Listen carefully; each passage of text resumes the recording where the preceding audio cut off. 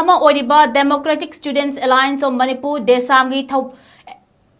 Thoubal District Council ki President LAISHRAM RAKESH Singh na KHUTYEK PIDUNA Thoubal District ki Deputy Commissioner hana Kamei Da Thoubal gi Mapham tarukta traffic signal Thambinaba Memorandum Pisinkhre Hiramasiga Mari Lainana Laishangthem Rupachandra General Secretary DESAM Thoubal District Council na Paumi Singh da Fongdorpada Lambi gi Laibak Thiba Thodok Singh amuk hana thokanaba amadi khudong thiba Singh dagi kanba ngamnanaba upai kharata oirabasu oinabagidamagta Waikhom Mani Girls College Thoubal College Crossing Thoubal Mela Ground Crossing Khangabong District Hospital Crossing Wangjing Hairok Crossing Yaripok Bazar Crossing Yaripok Langathel Bazar Crossing Hariba Mapham Singh asida traffic signal Thambinaba Memorandum adu pisankhibani haiba wafam thamlakli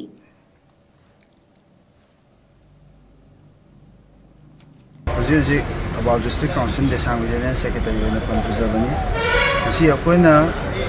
koigi Thoubal District ki Deputy Commissioner Madam Hana Kamei Da akoina pisanjagiba ngarang makta thokiba incident aduga mari lainana pisanjagiba memorandum asida maru oina akoina palliba asi traffic signal thambagi matangdani akoina ngasi traffic signal thamnaba akoina Madam Hana Kamei Da pisanjariba si mafam taruktani ahanma mafamna Waikhom Mani Girls College amadi Thoubal College ani ki hauna gadriba lambi asidani aduga amana Mela Ground gi asida leiriba crossing asidani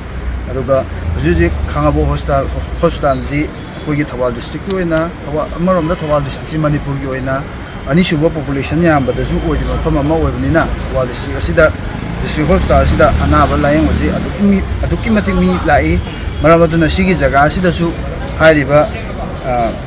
traffic signal asi thamba mathau tai hadana sigi jaga jimjo akoina hapsanjabani aduga Wangjing amasung Hairok ki crossing aduga Yaripok Bazar ki crossing aduga Khongjom Langathel Bazar ki crossing haiba mafam asida akoigi traffic ki signal asi thamnabagi damta Madam Hana Kamei Deputy Commissioner Thoubal District ta akoigi haiba memorandum asi pisinjabani